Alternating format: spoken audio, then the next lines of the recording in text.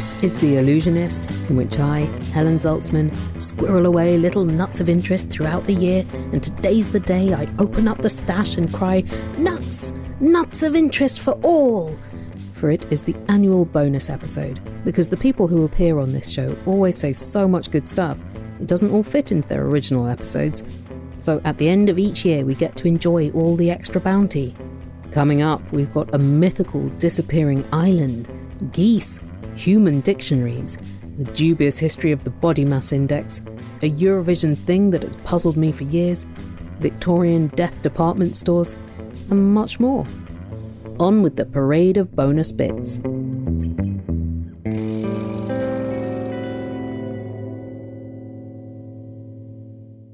Translator and author Caetano Galindo returned to the show to talk about the history of Portuguese in Brazil. Why is the country called Brazil? And what are other names that it is known by before? Oh, yeah. Yeah, it was sometimes called Pindorama, which is a native word.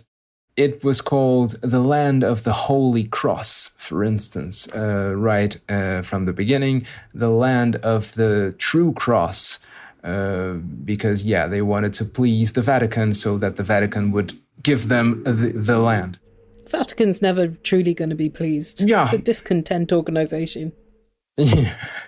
They thrive on that. Mm-hmm. And but from very early on, there was this word, Brazil.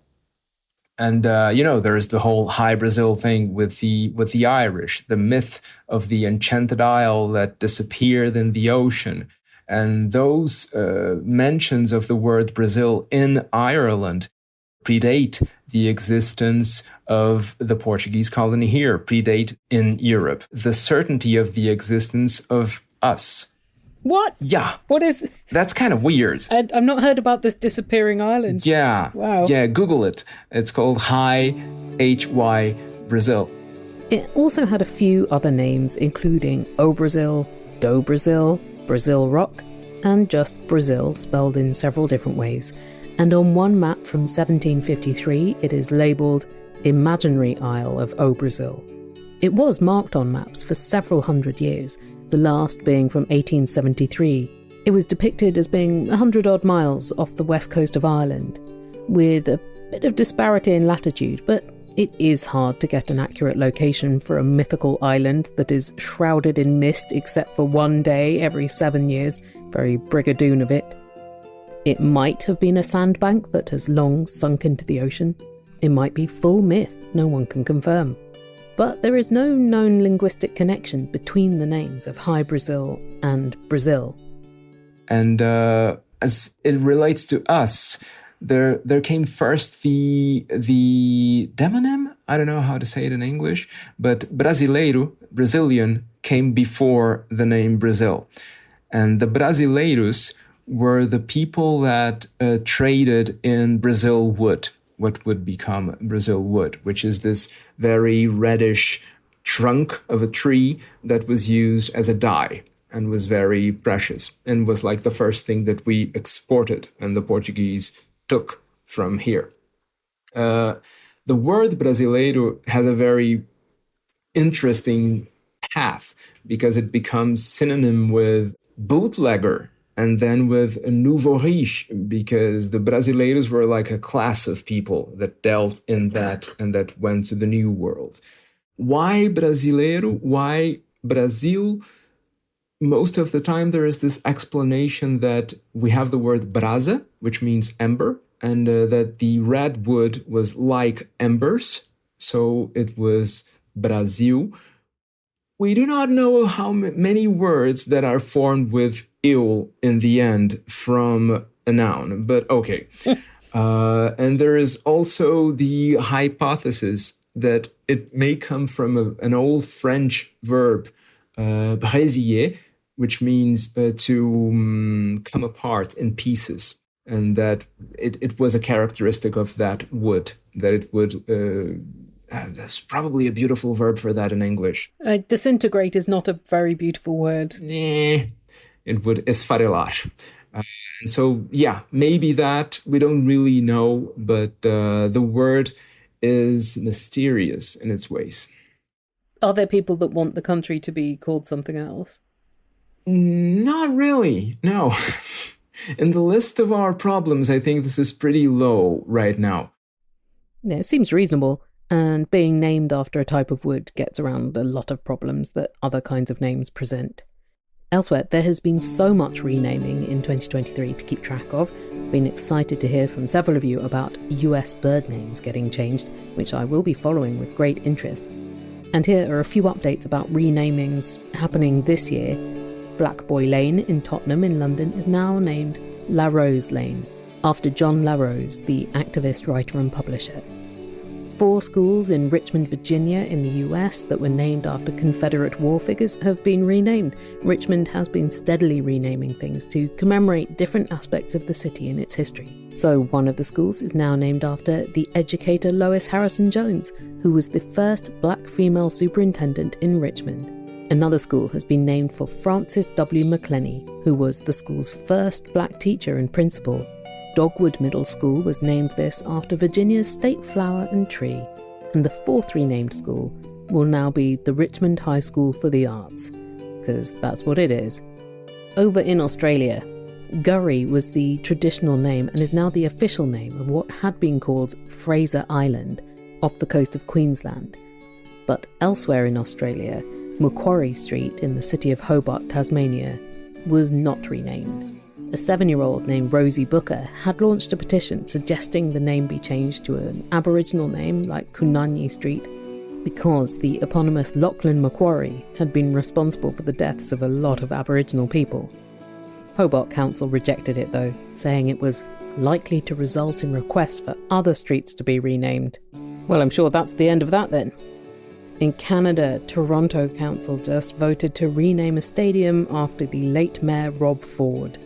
And even knowing just the headlines about Rob Ford, this seems like a plan that is going to age like fine milk on a hot radiator.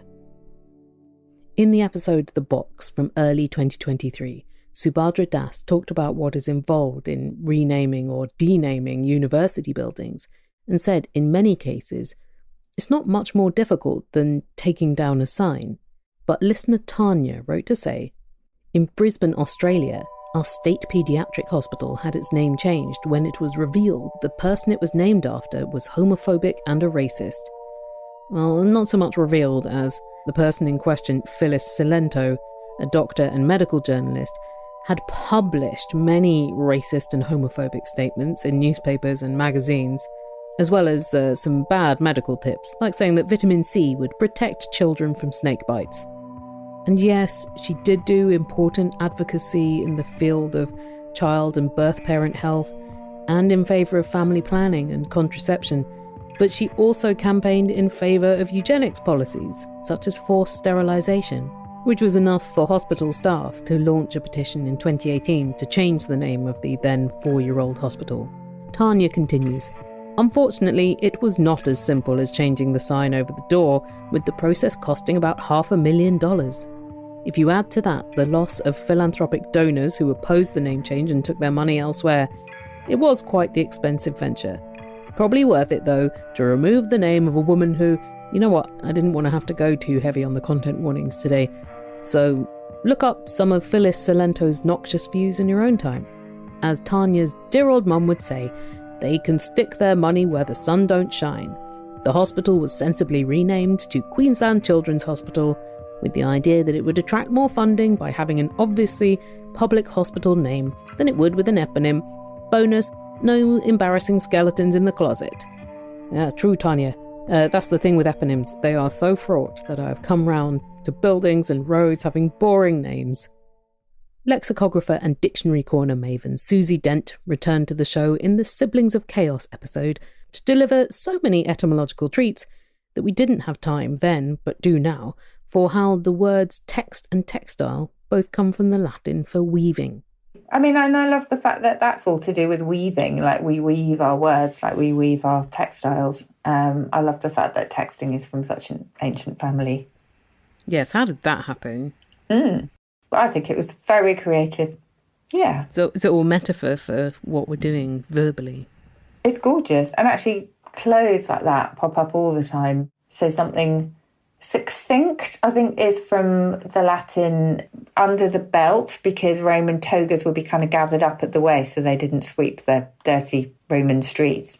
And so if something is tucked up or tucked in, it's succinct, it's under the belt. So I really like that one. And, well, I mean, they're clothing expressions everywhere. But, yeah, it's just they've stayed with us still. Susie has been studying words that make us happy, such as gossamer. Yes, gossamer is such a beautiful sounding word.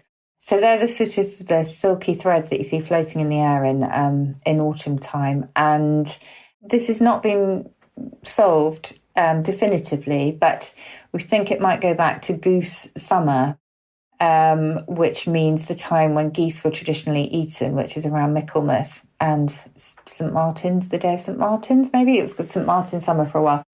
When is Michaelmas? 29th of September. Okay. Yeah, so I think around then lots of geese would be eaten. And this was also the time when these gossamer threads, which are actually spun by teeny tiny spiders, when you can see it floating through the air. So I think gossamer is surely one of the most beautiful sounding words in English. Yeah, maybe knowing that it's from geese will detract from it for some people. Yeah, I know, especially those of us who don't eat geese. I agree. I live in an area with a lot of geese, and goose poos are enormous. Oh, they are, and everywhere. They're so prolific. They are. Someone asked me the other day, why is it silly goose? Why are geese silly? And the honest answer is I didn't know. I know they waddle a bit on land, but they hiss most of the time, and they're quite aggressive. I'm not sure why they're silly. The ones near where I live stand in traffic, which would be silly, except the cars do stop for them because they're so big. Oh, yeah, well, let's face it, they were there before the cars, so I think we've rightly stopped for them. Not so much a wild goose chase as a wild goose wait. Extra goose fact, the word smorgasbord breaks down to butter goose table. After the last episode, Ravels, where we talked about the history of the term cardigan, listener Charles messaged me to say, there is a much lovelier option for cardigan sweaters out there. In Spain, that cut of sweater is called una Rebecca, because of the Hitchcock adaptation of Daphne du Maurier's novel, in which the titular Rebecca wears a lot of cardigans. Well, we never actually see the titular Rebecca at all. The cardigan wearer is the late Rebecca's husband's new wife, played by Joan Fontaine. This character doesn't even get her own first name. She's just the second Mrs. De Winter. Additional knitwear movie fact, in Croatian and Italian, the turtleneck is known as Dolce Vita after the film. Lindsay Rose Russell, who studies and collects dictionaries, talked in the Cairns episode about the under-recorded roles and influences of women in dictionary making, and the genderedness of the genre is evident in the terms walking dictionary and sleeping dictionary. I'm fascinated with these two terms, walking dictionary and sleeping dictionary, because dictionaries are supposed to be like big, ugly books, but walking dictionaries and sleeping dictionaries are people. And to me, these are just really evocative terms. It's been a while since I heard the term walking dictionary used, but people did still sling it around in my childhood. He's a walking dictionary, just to mean someone who has an extensive vocabulary, or perhaps use just one word that seemed fancy. But I haven't heard it used particularly as a criticism. It did originate as a bit of a diss, though, and remained one for quite a while. Its first known appearance in print was 1609. A walking dictionary is a person, but most often a man who supposedly has a lot of knowledge. The walking dictionary shows some of the sort of masculinity of the dictionary because it's often a man, and often in many instances of people talking about walking dictionaries are annoying. They are not pleasant. They just yammer on at you. Sleeping dictionary is a later term, showing up in print from 1835. It's still in use today, also sometimes known as long-haired dictionary and pillow dictionary. A sleeping dictionary is a person, most often a woman, who teaches somebody else her language in the context of having like a sexual romantic relationship with them. And so the idea that a walking dictionary is a sort of a masculinist project that collects knowledge in a way that also alienates it from context and use. So the words that a walking dictionary dispenses are sort of without any power or punch to them. It's just, oh, you just know that to know it, instead of knowing it to apply it to something or knowing it to actually amuse whatever audience you're with. You're just being annoying and sort of empty-headed in your universalized knowledge of something. Whereas Sleeping Dictionary shows some of the place of the feminine within some of the ideologies of the dictionary, that women can be, their linguistic knowledge can be instrumentalized for ends that have absolutely nothing to do with them. Their knowledges are instrumentalized in a way that allows sort of men to acquire linguistic proficiency and move on about their business of doing something. Makes the sort of sexuality of a woman the most important feature of her, even though there's a linguistic edge to this. And so to me, these two terms are revealing of the ways that gendered ideologies have always informed what dictionaries are and what they do in the world. And that those things are very different from the things that we tend to sort of celebrate dictionaries for doing. I heard from so many of you who were really glad to hear Aubrey Gordon on the show talking about fatness and use of euphemisms like fluffy. Aubrey has also done a lot of research into the science around anti-fatness, such as the body mass index. This section contains mention of eugenics and anti-black racism, along with discussion of anti-fatness. So if you need to skip that, scoot ahead 10 minutes. BMI was not invented for the purpose that it is more recently been used as. No, it sure wasn't. It was developed by a Belgian astronomer, mathematician, and statistician. Ooh, a triple threat. None of those threats were a doctor. So he developed the BMI at that point called Quetelet's Index. His name was Adolphe Quetelet, to essentially establish what he thought was the average and therefore ideal man. Quetelet wrote in his 1835 book A Treatise on Man and the Development of His Faculties, if the average man were completely determined, everything differing from his proportions or condition would constitute deformity and disease. Everything found dissimilar, not only as regarded proportion and form, but as exceeding the observed limits, would constitute a monstrosity. Determining the average man seems an unnecessary exercise to me, and of course not one that was meant to spawn a metric to be used in modern-day healthcare.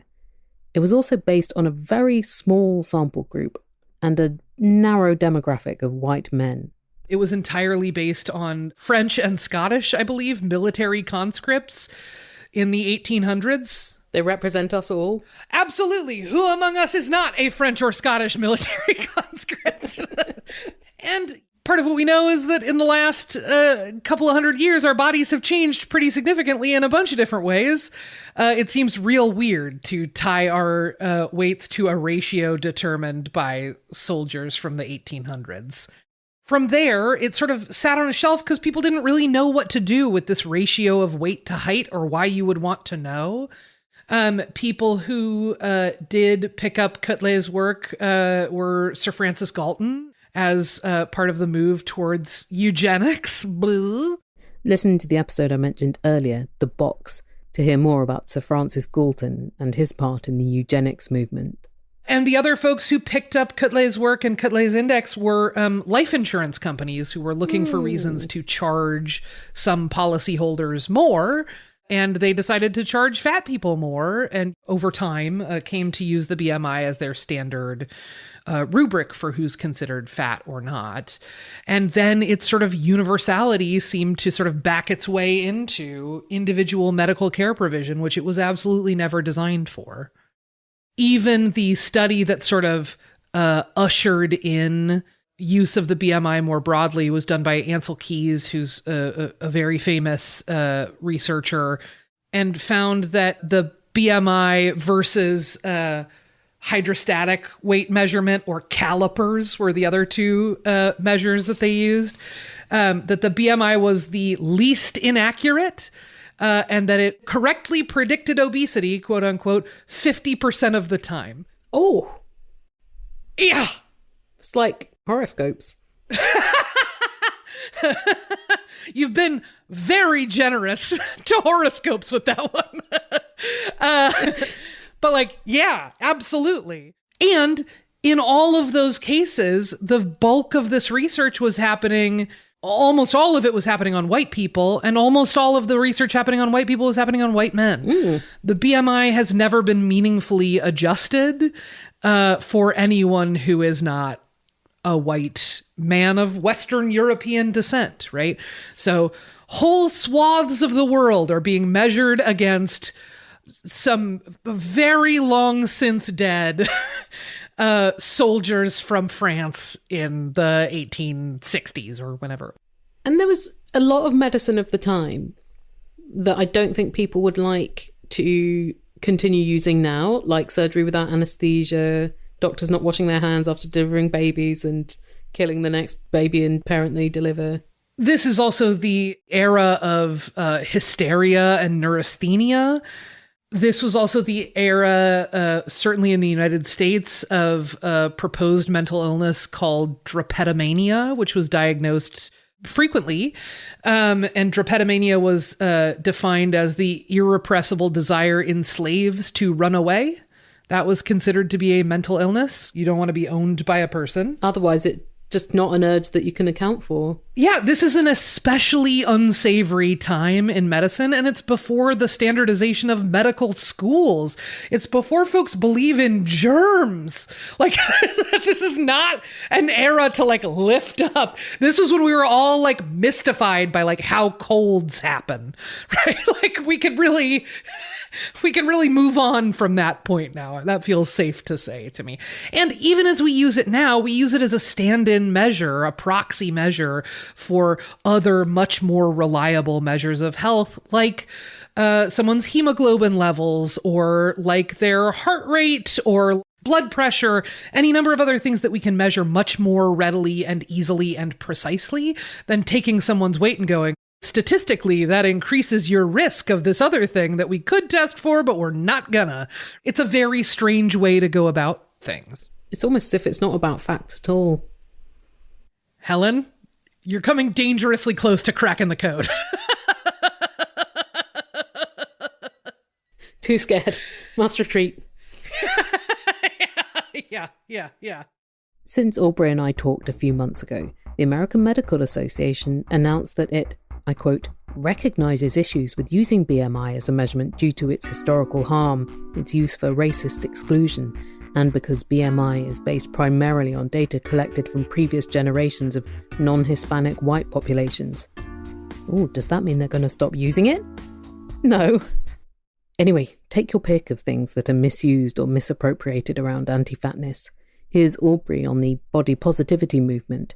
Body positivity is a movement that really rose out of two sort of different spaces. One was eating disorder recovery spaces, and the other one was radical fat activism, which in the United States dates back easily to the 1960s, some say prior to that. And essentially what happened was in the early 2000s, a bunch of corporations and advertisers figured out that there was this movement happening where people were trying to figure out how to do right by folks of different body sizes, different abilities, different gender identities and expressions, right? That there was sort of this coalition forming around justice on the basis of our bodies.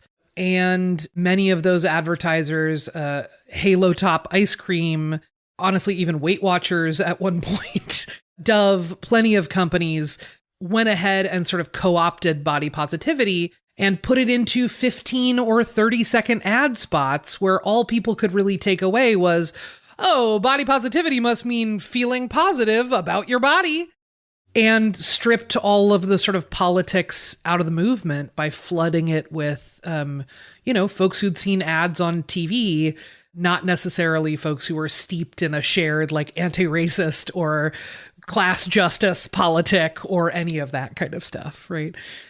Which also means we now get things like people saying, I'm body positive as long as you're not obese. Or I'm body positive as long as you're happy and healthy. Happy and healthy. And I'm like, hey man, I am fat and depressed. No one is going to read me as a person who is happy and healthy. And I also don't think that that means that I need to feel terrible about how I look all the time, nor does it mean that I ought to experience more barriers to healthcare than anyone else, or lower pay at work, or perfectly legally being fired from your job just because you're fat. Right? Like all of these things are seen as sort of the price of admission for fat folks. And now that gatekeeping is also happening in body positive, quote unquote, spaces, which is rough. Great. Neat. I just don't find that particularly productive, nor do I find it particularly productive to shift from a standard of beauty to an equally sort of fickle standard of health. All of us at some point in our lives, temporarily or permanently, will become ill or disabled. Setting the goalposts at like, you can feel fine about yourself as long as you never get old is like not gonna help people when most of us get old. It's a good way to sell products, though. It sure is. Boy, oh boy. Want to stave off death? You can't, but you can try. Yeah, you can look like you are. Fill in those wrinkles. Yeah. With our face fat, we have achieved that. That's right. I got a baby face. I'm almost 40. No one thinks so. Are you? Yeah, look at that. Hey. You look like you were born last week. That's right. That's right. Old baby is my look. It's very dignified. I really enjoy that. Historian Dean Vuletic came on the show to talk about the many linguistic controversies and complications of the Eurovision Song Contest. He also cleared up something that has been bothering me, a joke people make about when a competing country scores 0 points. Why is there this trope of people saying nul point? Because in the actual contest, no one would ever actually have the cause to say nul point, because it's not like judges would allocate nul point. This goes back to the origins of the contest, the fact that the contest was born in the mid-1950s at a time when French was still an important language in international diplomacy, also in culture. And this is also one of the reasons why French language wins dominated Eurovision in its first decade. So actually, the official languages of the European Broadcasting Union are English and French. And historically, the two languages have also been represented in the hosting of the contest. So even today, you'll still see some French being spoken by the hosts of Eurovision. And this is where we get that catchphrase nul point, or even 12 points, 12 points. Yeah, but it makes sense that people would say 12 points, because that is actually something that gets said every contest when they reward 12 points. But they never reward nul point. Not anymore. But there was a time when countries could get nul point. Wow. Harsh. Yeah. Yeah. And of course, still some countries, let's not mention any names, but maybe we should, like the United Kingdom. Ouch. Have also received nul point in recent times. But the voting system has changed now where it's less likely that a country will get 0 points. But yeah, it has happened, and that's also how that catchphrase became popularized. From Eurovision to death. On the episode entitled Death, Evie King talked about her job as a council funeral officer, arranging funerals and dealing with other posthumous affairs for people who don't have anyone else to do it. Or Evie has to track down their relatives. You must have to deal with a lot of people where their connection to the dead person doesn't exactly inspire grief out the emotions. Yes. Yes, sometimes the person's been a source of great stress and trouble. Sometimes they haven't spoken for double figures years. And there's a sort of, I think they call it a complex grief, where it's based in lots of unresolved things that will never now be resolved, and still feeling that that feeling of loss, but with all of these overlaid guilt and anger. And yeah, so those conversations often go the same. I'll phone up and I'll have found them somehow, whether it's through Instagram, Facebook, address books, last number dialed. And they will immediately blurt out everything that ever went wrong in that relationship, because I am so neutral and they're so shocked that everything comes out. And sometimes things I don't want to know, like really distressing details of abuse or things like that. And then they'll say, you must think we're such a messed up family. You must think we're horrible people. Oh. And I will always say no, because, you know, it's so weird how we are put together as families. It's like collecting a raffle ticket at the door and being matched up at random with some stranger. And, oh, by the way, you have to love each other and completely get on. You know, what are the odds? If you were matched up with, you know, out of a pool of 1,000 people, you were matched up with someone at random, what are the odds you would love them and you'd get on with them and you wouldn't have any problems with them at all? And so many outside factors can also affect things. Like, I've had families that have broken down because an accident has changed the personality of the person. And as much as they were loved, they couldn't be lived with anymore. They just were lashing out. And so the relationship of old was still held very close to the person's heart, how they used to be. But they couldn't be around them for the last 10 years because they would just scream and throw things. And so there's that double sadness of lost the person twice. But I always say, you know, I meet more dysfunctional families than functional ones. And I don't really know what a fully functional family is. You know, we're all just making the best fist of being thrown together, aren't we, in this scenario? People need to stop feeling so terrible that they haven't managed to maintain a connection when it's impossible to so do, or when they haven't been able to be that family they see on TV and in films. Life's not like that. So yeah, I do have to have very honest conversations with people. But again, that, like I said, with the language of the job being straightforward, it does mean that you get sort of to the heart of things and can have really honest and quite, for the time I'm involved with them, quite deep connections, because you're speaking probably the most honestly you've spoken about the relationship with anyone. Some people haven't told their spouse about things, or, you know, their children.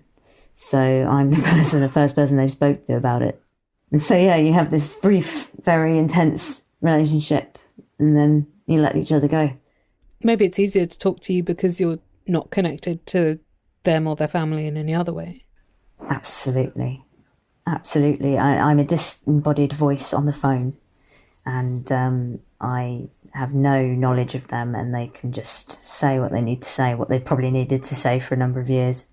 You get all kinds of reactions. It's a relief. It's a horrible thing, because I think some people hold out for a reconciliation.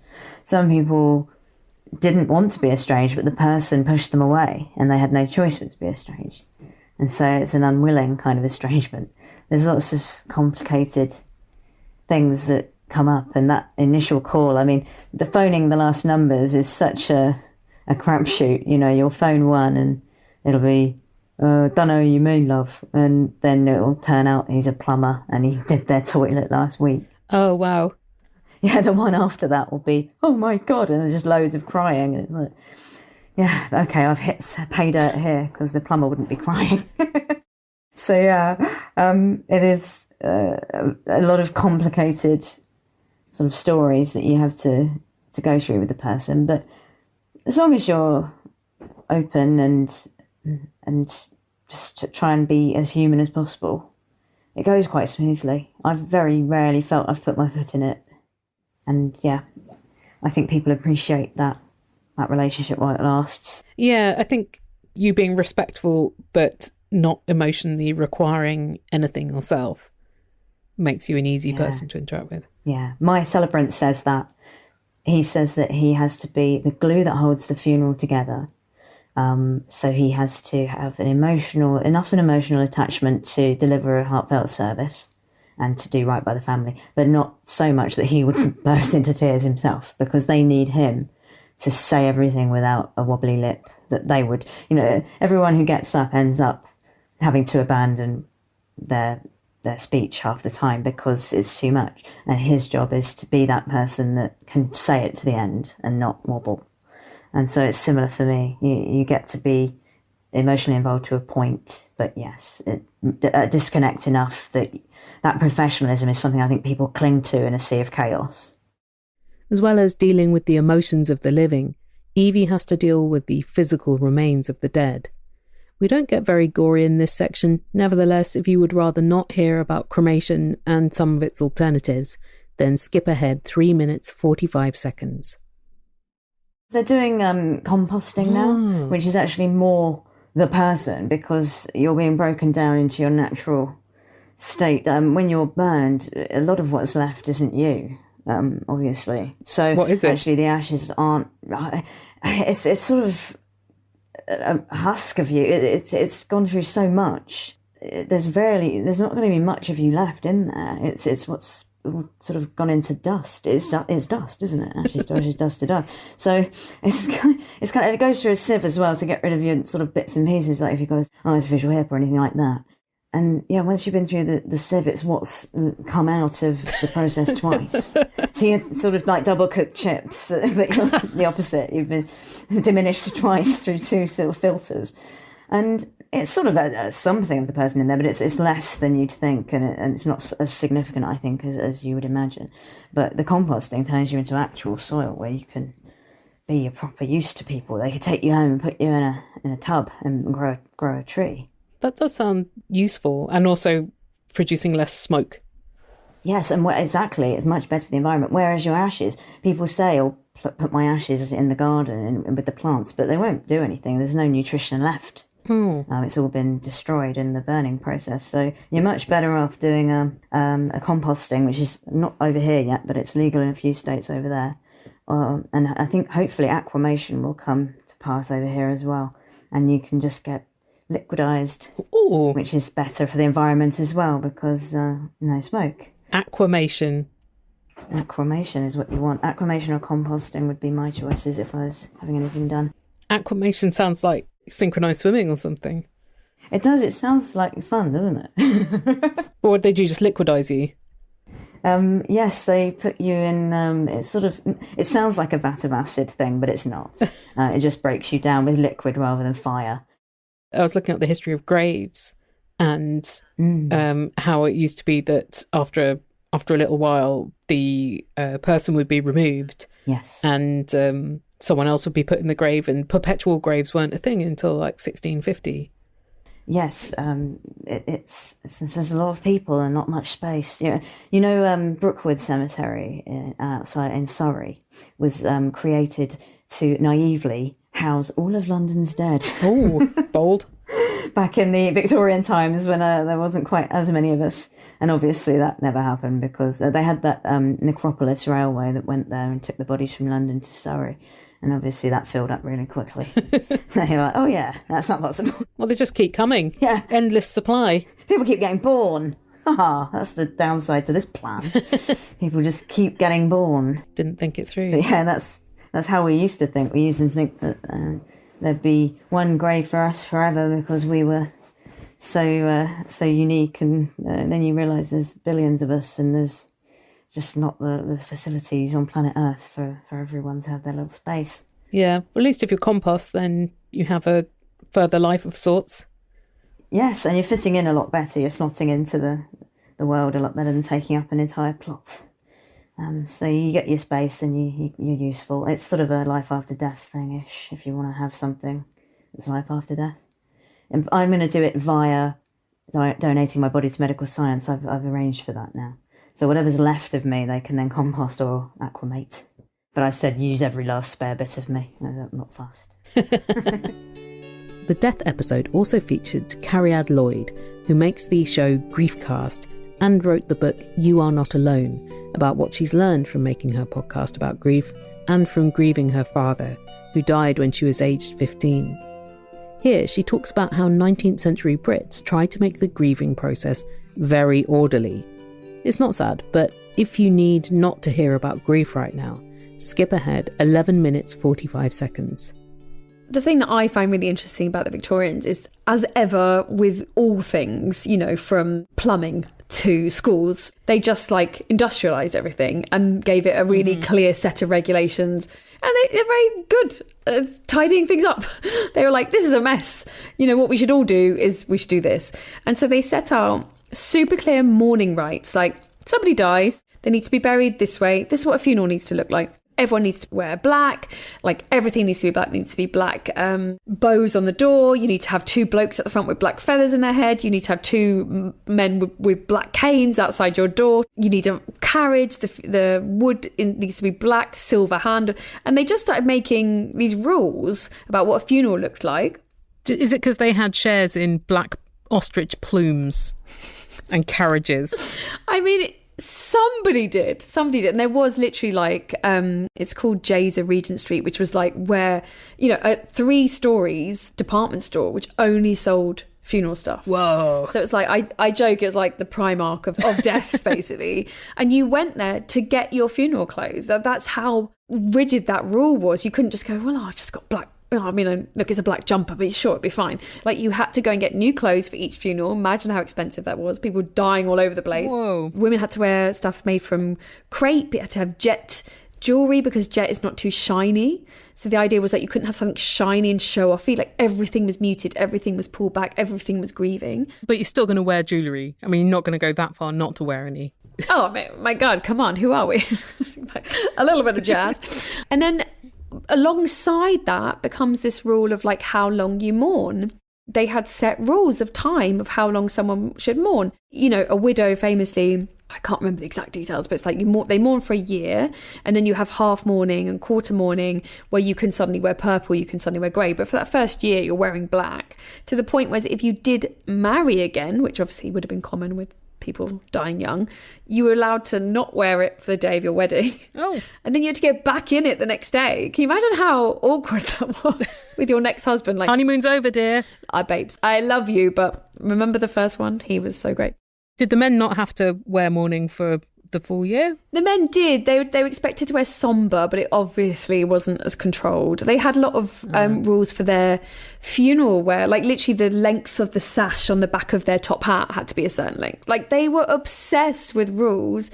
And they have this set of rules, which is like, a widow is a year. First cousin is 6 months. Like, a first cousin who's a child is 6 weeks. Second cousin, like, literally they've just gone through, okay, it's like 2 guys sitting there, like, let's just cover every single situation. Then no one will be anxious again. Like, they can just look up in a book of etiquette. Everyone knows what they're doing. Which is almost a brilliant idea. Almost brilliant, almost. Because part of the problems when someone has just died is that having to make choices is really extra layer of difficulty. Yeah.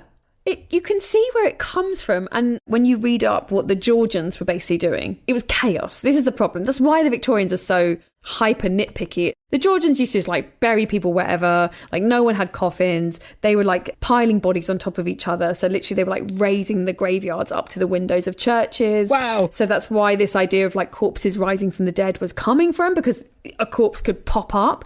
They just had no regulations. There was all this disease everywhere. So you can see where the logic comes from of like, well, let's make sure that we tidy this up.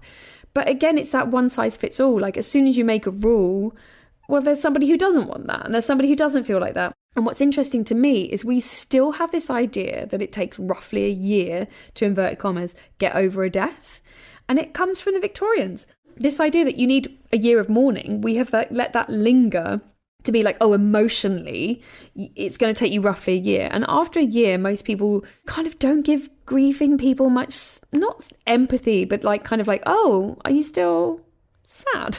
Like, it's been a year. Maybe give someone 2 years. But my example is like, you know, if you're in an office and someone is by the water cooler weeping and you're like, oh God, what's wrong? And they're like, oh, my dad just passed away like 6 months ago. Oh, I'm so sorry. Oh, you poor thing.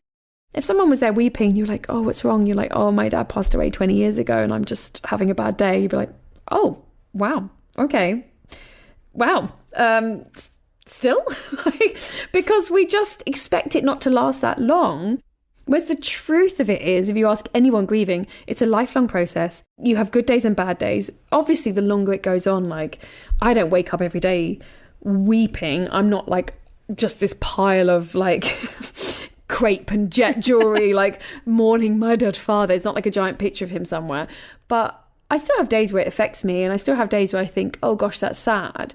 But we're really struggling to move past that Victorian idea of like, it's time, your time is up. Now you need to move on. And again, I can see in Victorian society with people dying so much, disease being so prevalent, of course there's a slightly more like, I mean, I guess how much are you going to grieve for? Come on, you got to live. But with us, we don't need that anymore. We don't need to time people. People can take as long as they need, and that's okay. That doesn't mean they're not like enjoying their life, or they should get out there, or they're like being self-indulgent. Like, I think we panic that people are going to disappear into grief, whereas I think actually most people just want to spend some time being sad. It wasn't just the Victorians trying to impose order on the grieving process. Today, we've got the concept of the 5 stages of grief, although it has drifted from its original specific and intended purpose. The 5 stages of grief was from a book called On Death and Dying by Elizabeth Kubler-Ross in 1969. She's amazing. She was an amazing woman. She was groundbreaking. You know, she worked in the hospice movement. She was helping people during the AIDS crisis before anyone was willing to do that. You know, she was a really, really impressive person. But she came up with this theory while she was working in hospitals. She was working with people who were dying of terminal illness. So they're mainly cancer, which at that time in America, they just called malignancy. They didn't even tell you like, oh, you have bowel cancer or you have breast cancer. They just say you have a malignancy. Ooh. And she observed that most of the time they didn't tell people they were dying. They just wouldn't tell them, especially women. They would tell the husband, but not the woman who was dying. Or they might not tell the child, but they tell the parents. And so these people would be given treatment, fully believing the treatment was going to cure them. And then they would die, which is kind of awful ethically and, you know, emotionally. And she observed that if you did tell them, if you explained to them this was happening to them, they went through 5 distinct stages until they kind of accepted they were dying. And that looked like, I always get them wrong, and I don't know why, because I've written about it so much. Sneezy, Dopey, Rudolph, Jerry, Posh Spies. Yeah, it's like denial, anger, bargaining, depression, acceptance. So they would go through, you know, they would deny that was happening to them, then they would be furious it was happening, and then they would try and like bargain their way out of it. If I pray more, if I'm nicer, maybe the cancer will go away. And then they would be depressed, why me? And then they would reach, okay, I'm going to die. And if you allowed them to go through those 5 stages, they'd reach this place of acceptance where they could talk to their family, they could obviously sort out their affairs, and they had essentially a peaceful death. When I read the book, I was like, fair play, that's brilliant, that's great advice. I don't know when or why or how it became applied to grieving people. Somewhere in the midst of that book being written in 1969, it just became not about people dying, which is what it was written for. It became about people who were still living and having to deal with grief. And it makes no sense, 0 sense to be about people who are living. It's about people who are dying. Of course, you can reach an acceptance if you're like, well, I'm heading for a full stop. I'm going to die. So this is why I kind of need to get myself together. If you're grieving, you're still here in all the mess. You're still having to cope with all the chaos and the cognitive dissonance and all the rest of it. Now, in grief, you might experience those stages, but you don't go through them in a linear narrative. You don't hit each one, boom, boom, boom, tick, tick, tick, and get to acceptance. Well, you're on schedule. Yeah. But thanks to this theory and the way it's been like subsumed, like eaten up by all media, all films, all cartoons, like all books, anywhere, we now kind of think that's what's going to happen to us. So when you join a club and you lose someone or someone you love really dies, a lot of us come to it thinking, oh, well, I assume I'll go through these 5 stages.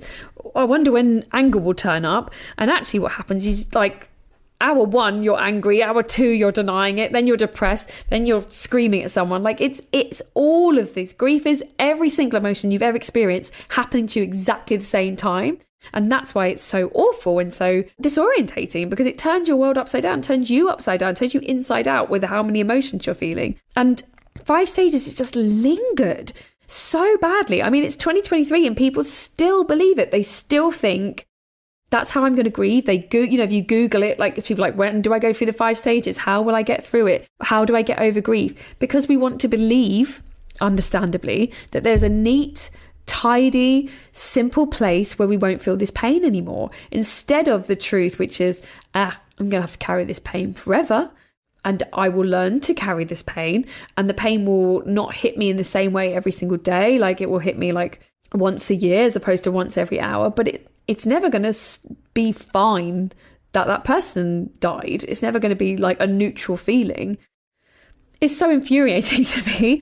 It's lingered because it's so appealing, and it fits into the idea of narrative that we like when we watch a film or we read a book, you know, that like the person feels sad, the person's died, they're angry, they punch a wall, and then they're okay. And we would all love life to be like that. That's not how emotions work. They don't behave like that. So why we think that grief will work like that, I just don't know. It's a hope, I suppose, that you can graduate. Yeah, there's this, I mean, you can call it hope or you can call it like absolute, what else in your life behaves that simply? And it comes back to that Victorian idea of like, oh, we can have grief behave. We can tighten the screws on this box and make it do what we want it to do, rather than going, that's not how any other human experience works. The fact that it was written in 1969 as well, and I think we wouldn't take much mental health advice from that time. We wouldn't take much nutritional advice, gender advice, like anything you read from 1969. I think you would normally think, oh, things were different then. But yet with grief, we've kind of gone, oh, but not with grief. Grief is, they knew what they were doing and let's just stick to that. And actually, no one in the death industry agrees with it. Like doctors and grief psychotherapists like, oh, no, it's very unhelpful. It's actually quite damaging to believe the 5 stages. So I understand the want for it, but I think, again, if you zoom out and look at it, why would grief ever behave like that when, especially when, you know, from my experience, like you lose a parent, it's 50% of who you are, like they raised you, like them going is not going to be 5 stages you walk through where then you feel fine at the end. It would deny his involvement in my life if I felt the same as I did before he had died, if I went back to that place. And why would I go back? I'd be 15 again. Like, that's not possible to go back to this world. It's a rough age anyway. Exactly. I don't want to go back. The late 90s styles, I mean, they're back. Oh, my God. They shouldn't be. They don't deserve that. You don't want to... Oh, Helen, London is absolutely full of it. Absolutely full of it. Rotten. Don't go back, Cariad.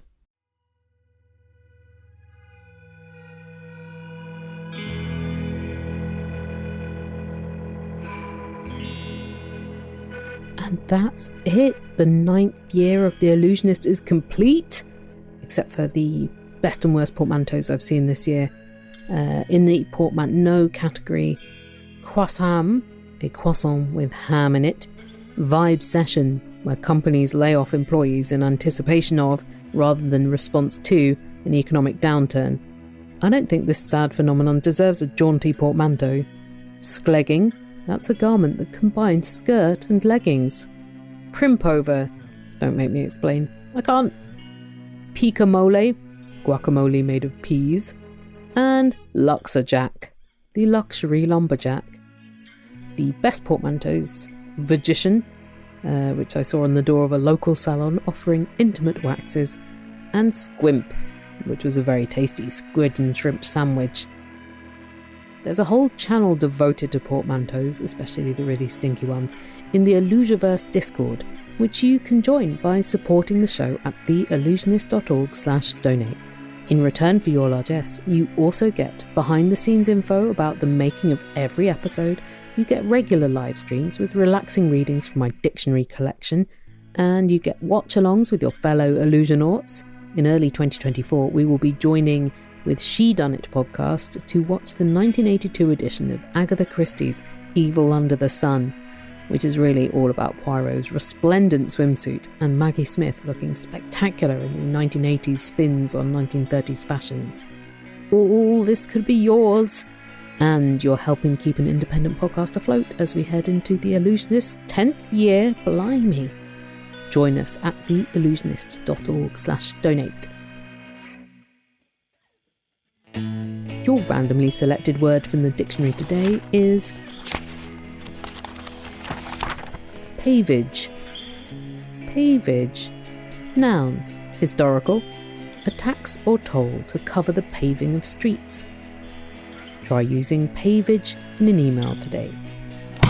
In order of appearance, you heard from Caetano Galindo, Susie Dent, Lindsay Rose Russell, Aubrey Gordon, Dean Vuletich, Evie King, and Cariad Lloyd.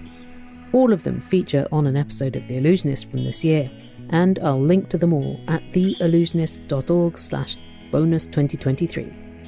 The Allusionist is edited, produced and hosted and about 12 other jobs by me, Helen Zaltzman. The music is by Martin Austwick. Hear his songs at palebirdmusic.com and listen to his podcast, Neutrino Watch and Song by Song. Our ad partner is Multitude. Thanks so much to Amanda and Carly from Multitude for their work on behalf of the show this year.